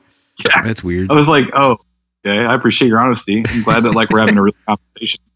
And we were. It wasn't like I was just like, dude, you're God. It was like, no, like I love your drumming, and I love how tight you are, and the new record's awesome, and I hope you guys go more in that direction. And he basically was just like, nope. Yeah, it's fucking it's interesting, and I mean, I think they know it. I mean, I think they're very self-aware of what they're doing. Like, I think more than anything, and maybe I wonder if that's why they're afraid of more drastic risks, or if they find that to be something scary for them, you know, like at this point in the career. But I don't really know. Like, I have no idea what it feels like to be in a band like that. Like, I was listening to Alan was on somebody's podcast and telling the story about how he joined the band, and his first tour with him, technically before he was like an official member, was when they were opening for like Death Clock, which is huge. You know what I mean? Like it's a huge tour. It was like them, All That Remains, and like maybe I think Mastodon or somebody. It was a big ass tour, like an arena tour. Like they played, I want to say like the Allstate Arena on that tour or something like that in Chicago. Yeah, they played a huge venue, which would have been awesome to see a band like Black Dahlia in an arena. Like I would pay for that. Definitely. I just think it would be so much fun to see a band like that there. But at the same time, it's like, I've also seen them play the Beat Kitchen sold out, you know? It's so funny. And that's the first time I saw him with Brandon Ellis was at the Beat Kitchen when they were doing the Unhollowed tour. Oh, and it's like the solo, like him playing all of John's solos from that record. It was just like, so like he definitely spiced him up a bit where I was just like, whoa, okay. But that's one part of me was at the time I was just like, you should play him the same way. This is not fucking cool. But it probably would have bored him to death. Yeah. That was when Abysmal had just come out, which was the last, or Abyssal or Abysmal. I think it's Abysmal. I think it's Abyssal. It's Abyssal, like the vacuum cleaner. Is it? No. But I think that's like their weakest record to date was that one. Abysmal? And like, yeah, when that came out, I was just it was the one before Nightbringers. And that's why when Nightbringers came out, I was like, whoa, this is way sicker. Like, yeah, it was Abysmal. Yeah, that came out in 2015. And then they did Nightbringers in 2017. This is also the first record that hasn't been exactly 2 years apart from the last, funny enough. Oh, yeah? Yeah, because Nightbringers came out in 2017. Considering everything that's happened, they probably wish that they would have put it out sooner. Yeah, yeah, but it still did pretty well, I think, from what I saw. Yeah, no, I think that they've established themselves as like a band that's going to sell well, and they have a great fan base, and they really do. To quote Jamie Josta, the high tide raises all ships. I love it. I fucking fully support that shit. Yeah, high tide raises all ships. Yep. Yeah, I was listening to the Josta cast. I haven't listened to one of his podcasts in a while. I haven't either. He's got a good personality. I'm not a huge Hatebreed fan. I would love to have a conversation with that guy. That's like on my dream list of things to do is to just like hang out with that dude or like be on his show. I would love that, dude. I'd freak the fuck out. Get Warforged just a little bit bigger. You might be able to pull it off. But how about we get Roman a little bit bigger, Bill? Come on, get carried away, Nate. You're so funny. But yeah, man. I do like this record. I think I'm going to listen to it a little more in regards to, especially with the last. I want to listen to like the last record again too, and kind of A and B him.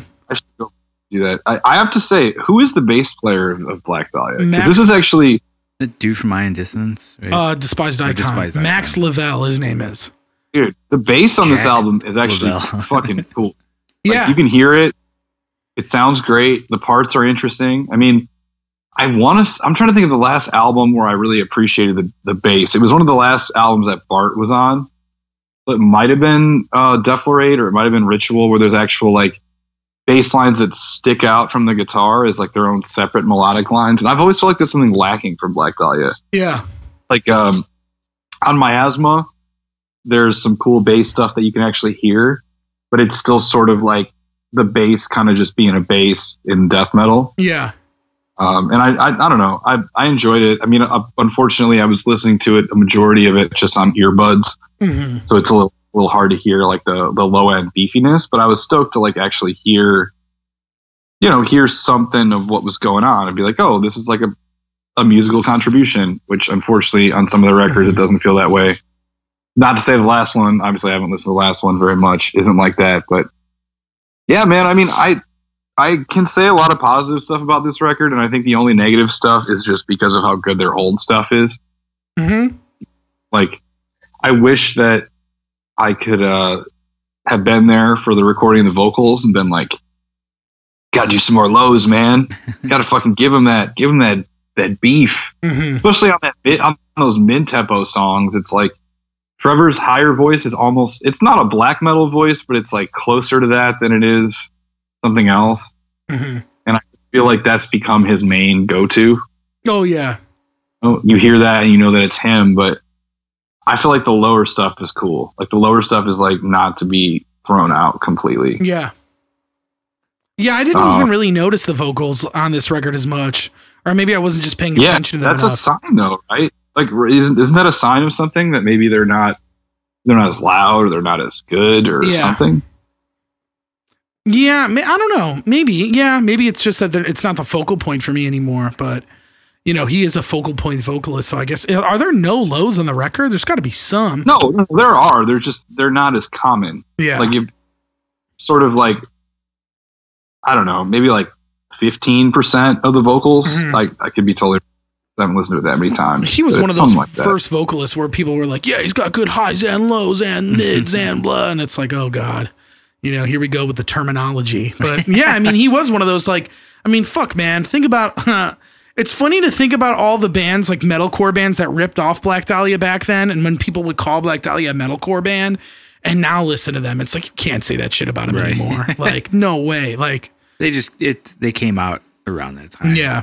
It's the equivalent of like Deftones as being a new metal band. And it's but like, I remember they really weren't, they just kind of brought up around the same time. Remember As Blood Runs Black? You guys remember that band? Mm-hmm. Like I remember a bunch of people being like, they sound like fucking Dahlia ripoff riffs, and it's like kind of, but at the same time, it's like you listen to their shit now, it's like no way, like no way. Yeah, I knew we would end up talking about Black Dahlia Murder like too much. So yeah, of course. Well, they're the easiest band to talk about because it's like they have a huge legacy and we know a lot and they're very transparent. You know, a band like Spawn of Possession, it's like we don't know what the inner workings are of that shit. Band, yeah, or like, you know, even a band like Human Remains that doesn't exist anymore. And I also like, I know the most about Black Dahlia just because of like the way they've presented themselves as a band. You know, like they're very open. Like they have these DVDs, and it's like I don't know, half that band. I feel like half their marketing is just the fact that they're cool dudes. So it's just like people love them because of that. Like, I can't tell you how many motherfuckers were like, oh, the Majesty DVD, my band's just like that. We're just like that. And it's like, yeah, okay, I get it. Oh, yeah, it's they're cool, just though. like us. But it's cool because you get to relate to that shit. Like, I get it. And I get why. I just watched one of the DVDs recently because I found all my old DVDs. And, yeah. What was it? It's like not the Black Album, but it's like Fool Them All. That one. That's it. Yeah, with Alan on it. He's on that one. Yeah, and that was a lot of fun. Yeah, I mean, like they're half comedian, half musician. Yeah. And the fun fact about Verminous, this is I think like with Ritual and Deflorate, it's the only 2 series of albums so far that's had all the same guys on it. Really? Yeah. Because Brandon was on the last album, but he wasn't. Because that was the weird thing. So when I guess you're right. Never mind. Yeah, I am right. Because if you think about it, like, all right, Deflorate was the first one with Ryan Knight. Shannon Lucas was still in the band. And then Ritual had the same lineup, and Bart was still on bass, but Bart left before the album came out. He was on the record, and then Max Lavelle did all the touring, you know, for that record, and then joined the band. Then he was on Everblack with Ryan Knight and Alan, and then Ryan Knight stuck around to do Abysmal, but he left before that album came out and didn't do any of the touring on it. That's when Brandon came on, and now he's been in the band. He's done Nightbringers with them, and he's done Verminous. So, and I believe he did. He tracked a bunch of Verminous too, or they recorded it with him. Yeah, all the guitars were recorded at his home studio. Yeah. And somewhere in New Jersey. Another Jersey guy. Really? Brendan Ellis? Yeah. I don't know where. Well, I know that guy's too hot now to tour with Arsis anymore, so we'll see who replaces him in Arsis. And then that kid from what's that band? Taylor Washington, dude. Yeah. Taylor Washington. I think it was you played with him. I saw him. I was like, that guy fucking rips. Yeah, he does. Super. Rip. Yeah, man, he will be in Black Dahlia before we know it. So give it about another 4 records, and maybe we'll see that dude in there. So it's only a matter of time. I don't know about that. I don't know. Maybe we'll see. You're right. He's got to do a couple records with Arsis first, or at least one, and then at Dub and Dahlia. I'm just kidding. Right, he's out of the game. Arsis is another band. Maybe we'll do an Arsis record on here one of these times. Like I might want to do like Celebration of Guilt or something. I thought about it. I thought about picking United and Regret because that's the one nobody talks about. I mean, I would talk about that, but I remember being super disappointed by that record because it wasn't as good as Diamond for Disease. Yeah, that one's really good too. I mean, shit. Like, but maybe we'll get a chance to actually talk about Arsis sometime. Well, Diamond for Disease is an EP. It's that song and like 2 other songs, and that's it. Yeah, but it's like long. It's like that song is like a 10 minutes long, right? It's like a 10-minute song or like 15-minute song. It is a cool song. That stuff's just so cool, guitar-wise. Yeah. You like that song? I did. Yeah. I don't know if I still do. I didn't know that. It was one of the many albums when I would ask Tom, what should I buy? And that was one of them. You bought that EP? Yeah. I think I have a copy of the EP somewhere too. I did like that song. That was about it. Oh shit! That reminds me of something that I wanted to bring up with you, maybe more privately. But fuck it, whatever. It's about your podcast. So on the new metal episode that you guys did a few weeks back, which I just started getting into a couple of days ago because I forgot that it was aired, which is my bad. Too much X-Man podcast. That's all good. You're talking about Decapitated, and you're talking about organic hallucinosis. Sure. And how you think it's like way better than Nihility. Nihility? Yeah. It's Nihility. That's how you say that, I believe. Are you sure? I'm pretty sure. Yeah. Well, this is Jason's show, so whatever he says goes, Nate. It's Nile like Rivers of Nile. Yeah, but I think there's... Which anyway... I see what you're saying. Yeah, it's the same vibe. I still think that's the best Decapitated album. But Nihility? That's just... Or Nihility, however you say it, the wrong way. Get it right. I think it's the right way. I studied that for a while. But there's Nihility. There's an I after the L there. It's not, you know what I mean? Yeah, but it's an English thing. English is stupid. Well, the listener can correct us if they want to. Yeah, I disagree though. I just think that album is like, not that Organic isn't as good, but I guess I'm saying I don't think it's good personally. Well, Nate, I wanted to. Unfortunately, we can't do those records because they're not on Spotify or any streaming services. Yeah, it's a little annoying. It's because Earache is fucking them over on the rights and shit, I believe, or something like that. Yeah, it's lame. I literally, suck. I've told you guys the story before. Like when the original drummer Vitek was still alive, he was one of the most amazing, sweet people that I'd ever met in that kind of context. And I traded him a Small Town Murder burned demo for a copy of their album of Organic Hallucinosis. That's awesome. No, of Nihility. Oh, why didn't you get the new one? Because he told me that was dude. I had never even heard Decapitated until I saw them on the Summer Slaughter tour, and then I saw him again in Milwaukee, and that was when we met. And he was just we basically brought demos to that show to give to Sumerian Records because we knew they would be there. Were they? And there? I was like, oh shit, because Board of Osiris and Veil of Maya played that show in Milwaukee, and so we gave them to those guys, and nothing ever came of it. But Vitek was I gave him a demo because I had one, and it wasn't really a demo, but it was a burned copy of Appendages. Okay. And he was like, oh, let me trade you. Which album do you want? And I was just like, just give me the best one. And he was like, okay, this is the one that people like the most. Whoa, yeah, interesting. I know a lot of people like that record. I think Organic Hallucinosis is the shit, though. And it just reminds me, total tangent, we're in tangent mode.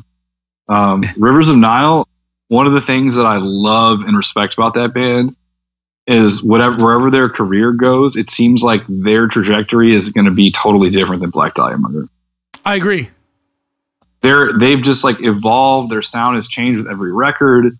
It seems like it's going to keep evolving. They're probably not going to make a part 2 of their last album because they haven't done that yet, Yeah, I love the kudos to Brody and Adam and everybody in that band for doing that fucking rules. Yeah, it is very sick. And I will say too that from what I've heard from the demos Brody showed me of the new stuff they're working on, it's definitely a different step from the last album. So you got demos? Oh yeah, I got a lot of demos, man. Yeah, you got that inside information. Yeah, you've been friends with these guys for ages. I won't say you got to send them to me, but if we happen to be in the same place, you could play them on your phone. I could. We'll see how on good behavior you are. We'll see if you get that. We'll see if you get that treat. I'm just kidding. I'll show you. Maybe. We'll see. That's all right, man. Have to break the circle of trust if you don't want to, but I did want to say that earlier because they're another Metal Blade band, and they're a Metal Blade band that I don't know them as well as you do personally, but we've hung out a couple times, and I'm rooting for those guys. We've played together a couple times, and I love that they're every time they put out a new record, it's different. Yeah, very true. I think after the success of Owls, it's they're going to be even more willing to embrace the elements that make them different from other death metal bands. Yeah, they're not trying to be the next Cannibal Corpse. No, this next record is definitely not going to sound like they're the next Cannibal Corpse for sure. Exactly. That's my point. That's why I brought it up. I was I wanted to say that. I wanted to give them a shout out to be you guys are doing it in a really cool way. Mm-hmm. So, they are for sure, man. Well, sweet. We talked about some records. We talked about some death metal. I didn't get high. I kept my composure. Look at this. Little personal going on accomplishment from the last couple ones. Up is down, down is up. Dude, who knows what the fuck this is happening in this world anymore. But yeah, man. Do you have any closing words? Not really. It's really great to see you guys. I mean, this was really nice. I didn't know what it would be like doing a Skype podcast, and hopefully I don't look too stupid in the video feed. But I don't usually watch the video feed anyway. If I'm not, I'm going to listen to you guys the old-fashioned way. You missed your opportunity to put on a bunch of different filters, but that's okay. Dude, if we were Bill, remember when we did the Facebook chat and I was like, "Hey, look, I can make myself be a giant foot." Yeah, dude. That's like when Warforged video chats through Facebook. We don't even talk. We just do all the filters. Yeah, man. It's very it's very sick. Yeah, I don't know, man. I mean, I wish that I had like stuff to plug or something, but obviously everyone that's listening to this and you guys know that we're just in a very life's on pause, as my father likes to say. Yeah. And, I'm glad we didn't really have to have like a whole dialogue about that at the beginning, because I'm sure you guys have, I've talked to you individually and you guys have had other podcast guests where you're like, this shit's crazy. Yeah. Every episode has had its COVID talk. It's hard not to talk about it though, because obviously with this show, we talk to a lot of musicians. I even mentioned on Facebook, I was like, yeah, it's getting a little depressing for a minute, because every time we talk to people, it's just about how their tours are canceled, their albums have been, hit by it, or they have to hold off on an album release. And it's so depressing. And I get it, man. It sucks, but I don't know. It's still very, very fun to do this show regardless of that. Yeah, absolutely. Something to give everybody a little bit of normalcy. Yeah, and it's great that we are able to Skype people, which is awesome. Yeah. So yeah, this worked out great, man. Grandpa Nate fucking doing it up, dude. Yeah, figured it out. That's I've been trying to grow personally. I've been cooking a lot. I'm getting good at cooking. Hell yeah. I've still been playing a lot of guitar. I'm at the point where I'm waiting for those headphones to come in the mail so I can start recording myself. Hell yeah. Oh, hell yeah. But I have an interface, and I'm trying to come out of. Yeah, I have one. Oh, nice. Play sent me one for my birthday. I have a Focusrite Scarlett. Oh, fuck and actually, Bill, I wanted to talk to you maybe off the record about whether or not I can get Cubase from you, because I have Reaper, but Reaper is just weird. I don't know. I don't know how, like, I haven't really tried recording much in there. I just made sure I could get signal, but I couldn't hear anything. And it's really good for programming click tracks. That was the thing that I was like, oh, I wish that I'd had this when I was working on the Immortal Bird record. But dude, hit up Jason if you need any help with Reaper too, because I know he knows that shit inside out. That's his specialty. Yeah, I want to. I haven't. He's one of those friends that I actually feel kind of guilty that I haven't really just reached out to at all during this pandemic to just like see how he's doing. And so I would feel a little bit guilty. Well, hey, it's like, I'm just kidding. The phone works both ways to a degree. Yeah, Jace, why aren't you calling Nate, huh? Motherfucker. Jace? I worry about people, man, and I want everybody that I care about and that I know to be okay. And as far as I know, for the most part, everybody is. Mm-hmm. So, yeah, Jace is doing good. I try to think about that every day, to think about the fact that, like, the people that I care about are safe, and not the fact that, like, my musical life is mostly canceled, and that's kind of really. Well, it's all of us, man. Today is Mother's Day, and like, happy Mother's Day to you guys and all your mothers. Man. Dude, happy Mother's Day to you too, man, and your mom. I talked to my mom today, and it was a little bit, I don't know if heartbreaking is the right way to describe it, but she still kind of thinks that we'll be able to get together in July, which is, and I'm just like, I mean, look, a lot can change. Everything can change every day, every few weeks. But I don't personally see myself getting on an airplane that soon. That's just fuck that. I would probably need to quarantine myself for 2 weeks after I got home somehow. It would just be like, it's still a very messy thing. And I mean, she gets that. We should become Bubble people, man. Like Bubble Boy. You ever see that movie? Great movie. Best Jake Gyllenhaal movie. I was actually thinking about rewatching it because I was looking for shit to watch. Are you watching Bubble Boy? That's gonna hit too close to home, man. Or what was the John Travolta one where he's a bubble boy? Oh, I don't know. Yeah, I don't know. There's a Seinfeld episode about a bubble boy too. Yeah. That one's worth rewatching. It's not. What is it? He's like, they're playing Trivial Pursuit. He tells them, he goes, actually, that's incorrect. Or something. Yeah. Moops. Yeah, moops. Yeah, moops. Yeah. The Moors. Yeah, it's the Moors. No, the card reads moops.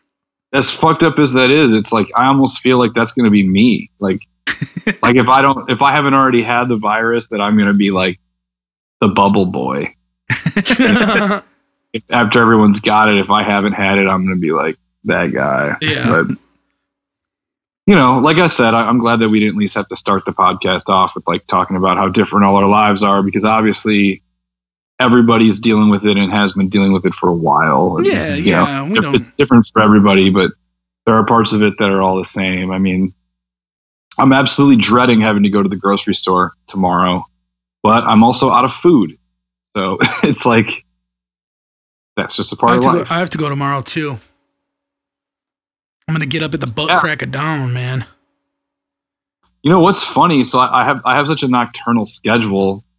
Like I could stay up all night and go to the store at like 7 or 8 in the morning. That wouldn't be that hard. Really? But you should come with me. Don't they have like senior citizen hours in the morning at most places or something? I mean, if you go that early, probably, yeah, I think so. But at some stores at least. But like, I don't know, if you go to a store at like 9, I think you're good. Oh, well, because I mean, I've been going late, like I've told you before. Like I go at 8 o'clock or whatever. I hear you, Nate. Well, shit, Nate. But yeah, got nothing to plug, man. Listen to the new Roman Ring album is what I would say. Yeah. Check out the Halogen. Nights ago. And man, it made me a little bit emotional. Like it wasn't, I played along to it because I wanted to practice the songs, but I also was just like, I don't know, kind of floored by the whole thing, kind of floored by the art of it.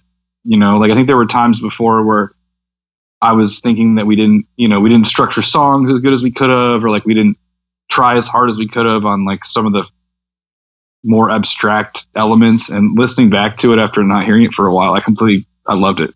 Hell yeah, man. We'll get ready for the bangers me and Bill are fucking writing, dude. We're writing hits, man. Dude, I'm ready. You know? Hell yeah. And I won't be drinking, so I'll remember stuff. Oh yeah, you won't be. You can't. I mean, I'm just, at least the first time I probably won't. Mm-hmm. But we'll talk about that later. Okay, sounds good. Very good. All right. Well, thanks for coming on, man. And we will catch you next time. Pleasure. I mean, can we keep talking after we stop recording? Is that possible? Yeah, if you don't mind holding on while we just do like the last like plugs. Yeah, we got to do our last segment stuff. But yeah, you can stay on. And then you can say let me just go to the bathroom. Things you want to say. Yeah, that's perfect. Okay, cool. All right. Well, yeah, that was our episode with Nate as he goes in peace. So thank you guys for listening. Do you have anything to plug? The usual stuff. Something is waiting. Roman Ring. Yep. Check it out. We got no shows coming up. So, nothing. But, I got something to plug. I do too. Yeah, okay. So something is waiting. We are starting our YouTube channel.